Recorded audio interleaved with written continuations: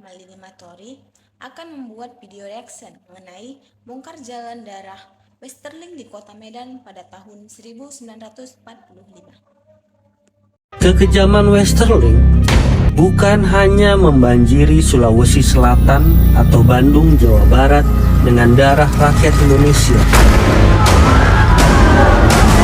Kekejaman Westerling juga diledakkan di kota Medan, Sumatera Utara.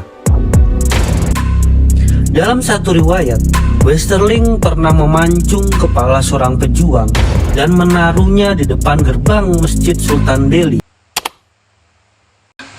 Ternyata, dalam satu riwayat, Westerling ini pernah memancung kepala seorang pejuang dan menaruhnya di depan gerbang Masjid Sultan Delhi. Selanjutnya, mari kita saksikan video Westerling selanjutnya. pertama kali datang ke Indonesia pada September 1945. Westerling mendarat bersama tim penerjun payung di Bandara Polonia Medan. Tugasnya adalah menjaga keamanan dan ketertiban, serta mengamankan pasukan sekutu yang akan segera berlabuh di Pelabuhan Belawan. Dia mendarat di Medan, Sumatera Utara sebagai perwira Kenil, bagian dari pasukan Nika yang datang ke Indonesia dengan membonceng pasukan Inggris atas nama sekutu yang baru menang Perang Dunia II. Ketika itu, Medan sedang terbakar oleh semangat proklamasi kemerdekaan Indonesia. Gubernur Sumatera, M. Hasan, dan Wali Kota Medan, Muhammad Yusuf, Komandan Sekutu, T.D. Kelly, dan Jepang terus mencoba menjaga keamanan. Perang dingin, bahkan bentrokan fisik antara barisan Laskar Pemuda dengan serdadu Inggris yang dibonceng Nika tidak terelakkan. Martin Hitkes dalam buku Di Belanda Tak Seorang Pun Mempercayai Saya, korban metode Westerling di Sulawesi Selatan 1946-1947, menyebut bahwa Westerling telah menerapkan pengadilan kilat dengan hukuman eksekusi mati langsung di tempat.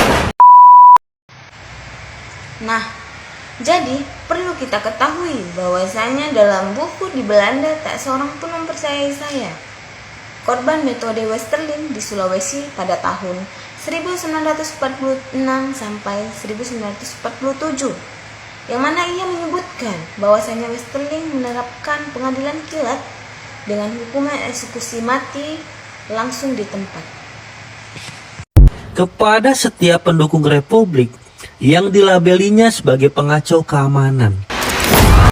Akibat kesewenang-wenangan seorang prajurit Nika kepada seorang pemuda bernama Abdul Wahid Marbun pada 13 Oktober 1945, ratusan pemuda dan pedagang pusat pasar menyerbu markas Nika, Kenil di Medan.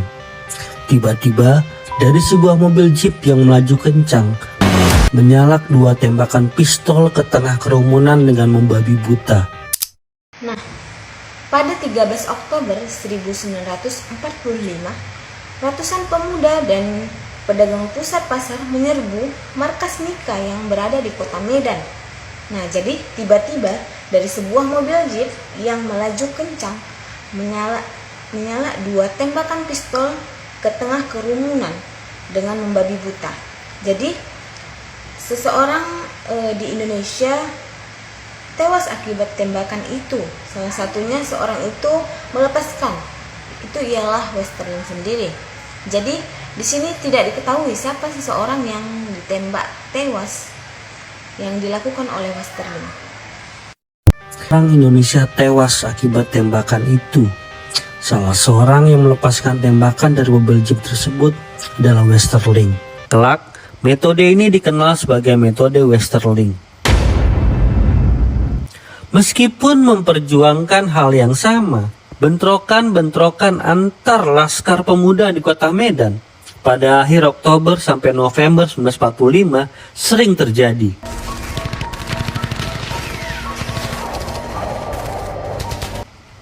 Bentrokan demi bentrokan ini akibat perebutan daerah kekuasaan, konflik-konflik pribadi, atau kesukuan, hingga soal metode perjuangan.